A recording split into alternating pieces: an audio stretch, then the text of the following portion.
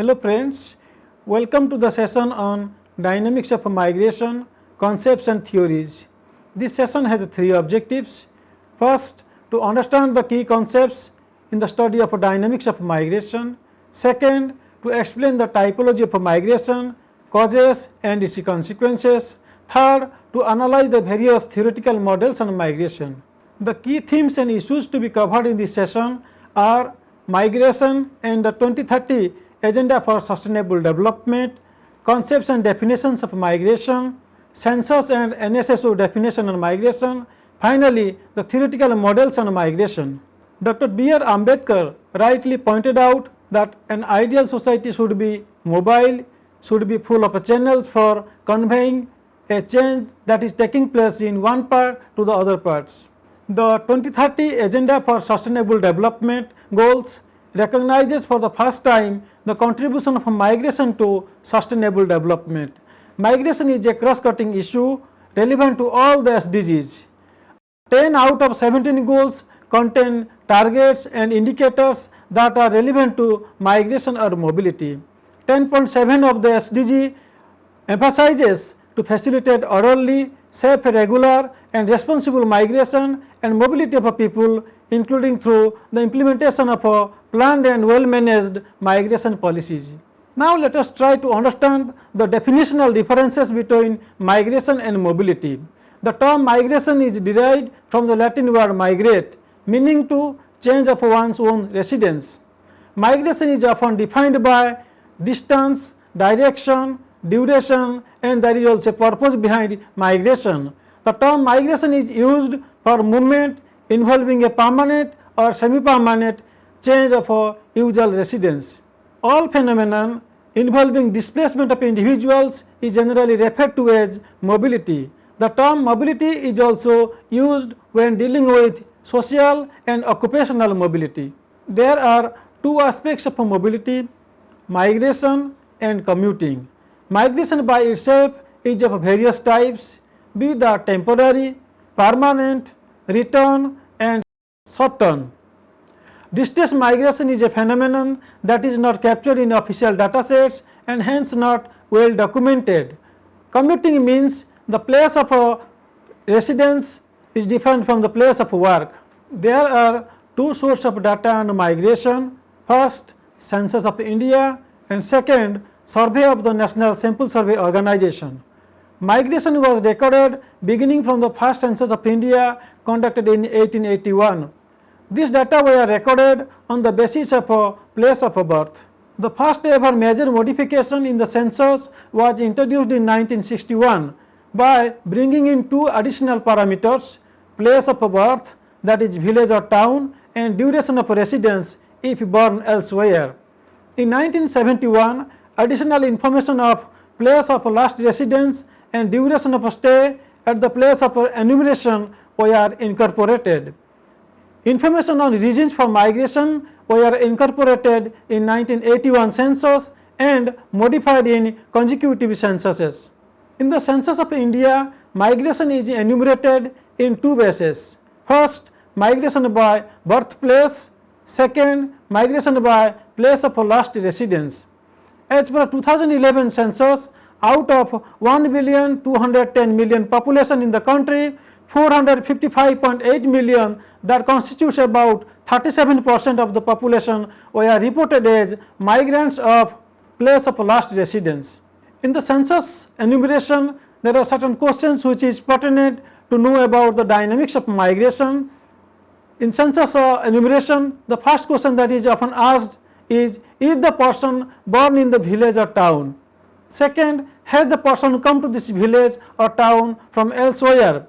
Depending upon the answers given by the respondents, further information is taken on rural or urban status of the place of birth, name of a district and state, and if outside of the country, then the name of the country of birth.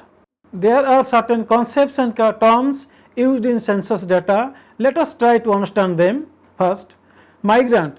Migrant is a person who has moved from one politically defined area to another similar area. In the Indian context, these are generally a village in rural areas and a town in urban areas. Thus, a person who moves out of his own village or town to another village or town is termed as a migrant, provided his or her movement is not on a purely temporary nature on account of a casual leave, visits, tours, etc. Another concept used in census is called the non-migrants or immobiles. People who are seen living in their entire lifetime and die in the same village or town in which they were born are defined as immobiles or non-migrants. Birthplace migrants, if at the time of census enumeration there is a change in the usual place of residence of an individual with reference to his or her birthplace, he or she is defined as a migrant in accordance with birthplace concept. Last residence migrant, if at the time of a census enumeration a change in the usual place of residence of an individual is noted with reference to his or her previous usual residence, he or she is termed as a migrant in accordance with last residence concept. In the census data, a concept called migration rate is often used. It is taken as the ratio of total migrants counted in the census to its total population multiplied by 1000. While discussing the migration results, the term population mobility is taken as a synonym for migration rate. Now let us try to understand the survey of National Sample Survey Organization's definitions on migration. As per the NSSO definition, a migrant is defined based on the last place of residence, that is, for an individual, if the place of residence at the time of the enumeration differs from the last place of residence at the time of the survey. Another concept which is used in NSSO definitions such as temporary and permanent migrations. Migration is temporary in nature if a migrant intends to move again to the last usual place of residence or to any other place. If a migrant in normal course is likely to stay at the place of enumeration, it is treated as a permanent migration. Those who migrate temporarily are categorized in two groups: those with expected duration of stay less than 12 months and those with expected duration stay of 12 months or more. Another concept used in NSSO is on return migrants. Those migrants who had reported that the place of enumeration was the usual place of residence any time in the past are considered return migrants. Short-term migrants, persons who had stayed away from the village or town for a period of a month or more but less than 6 months during the last 365 days for employment or in search of employment are termed as short-term migrants. Apart from the census and NSSO definitions on migration, in recent years we come across a concept called circular migrants. Circular migrants are individuals who migrate from place to place for temporary periods. Now let us try to understand the major theoretical models on migration. The first theoretical model on migration is the gravity model. Geographers were pioneers in using the gravity models for studying the migration and mobility patterns. Ravenstein's 1855 in his work tried to systematically study the patterns of migration. His laws of migration which linked distance to the volume of migration. Levy's 1954 offered a dual economy model which saw a shift of people from the countryside to the urban areas. According to sociologist Lee, 1966, out-migration involves an origin, a destination, and an intervening set of obstacles. In his famous push and pull model of migration, Lee calls the factors influencing the migration's perception as pluses, minuses, and zeros.